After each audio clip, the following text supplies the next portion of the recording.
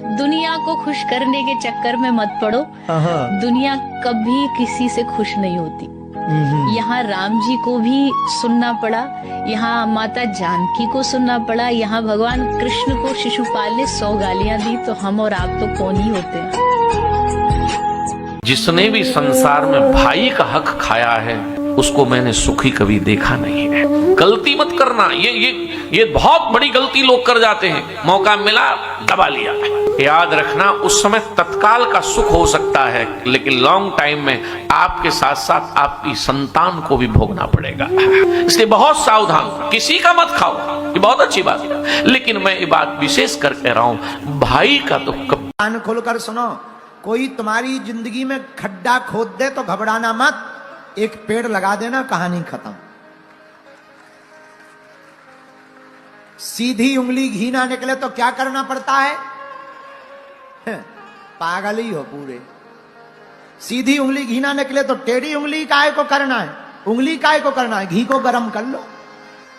अच्छा, दूध फट जाए तो भगवान को मत कोसना कि दूध आए तो दूध फट गया बढ़िया हुआ, पनीर बना लो। भाई भाई के भाग्य में, तुम्हारे भाई ने बदमाशी करके तुम्हारे भाग्य में नींबू दे दिया तो मुंह मत टेढ़ा करो कि हमें नींबू दे दिया, बढ़िया शरबत घोलो, बढ़िया पी जाओ, जय बजरंगबली की।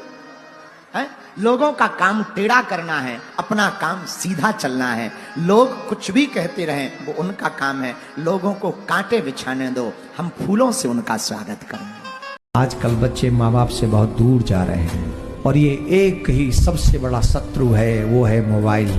कलयुग का सबसे बड़ा दैत्य है मोबाइल।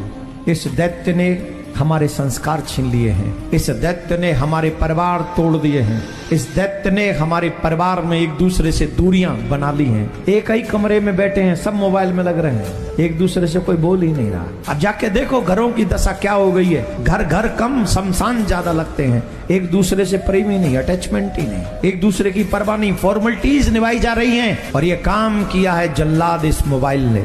मैं निवेदन करूंगा, इसका जितना कम यूज करेंगे उतना ही ज्यादा अच्छा होगा। इसका कम यूज कीजिए, कम यूज कीजिए इसका, जितना कम यूज करेंगे उतना। जीवन में भूल कर भी माता पिता को आंख ना दिखाइए, आंख ना दिखाइए। जिसने हमको देखने लायक बनाया, हम उन्हीं को आंख दिखा रहे हैं। हंसी तो तब आती है जब लड़का बाबूजी से कहता है, बाबूजी तारा बुझात नहीं। अब बाबूजी के नहीं बुझात, हमरा बुझाता। ये दुर्भाग्य है जीवन का। इस अपराध से अपने को बचाइए। कितने भी बड़े पद पर बन जाइए माई बाप, लेकिन अपने माता पिता के आगे छोट लड़का बन के रहिए। जब तक छोटा बन के रहिएगा, माता पिता का आशीर्वाद प्राप्त होता रहेगा और विकास प्राप्त करते रहेंगे।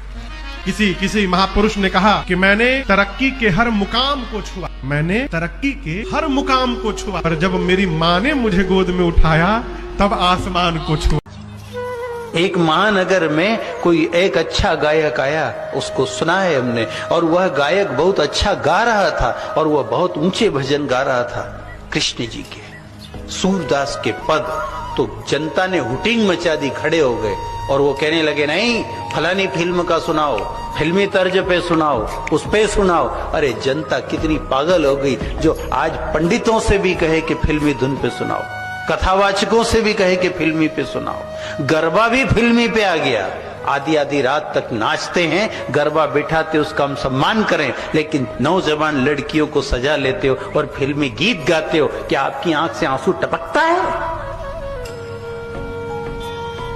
वासना भड़केगी, वो लड़कियां बिगड़ेगी, तुम्हारा मन बिगड़ेगा, उस गरबे का कोई अर्थ नहीं बचेगा और गरबा बिठाना पाप हो जाएगा।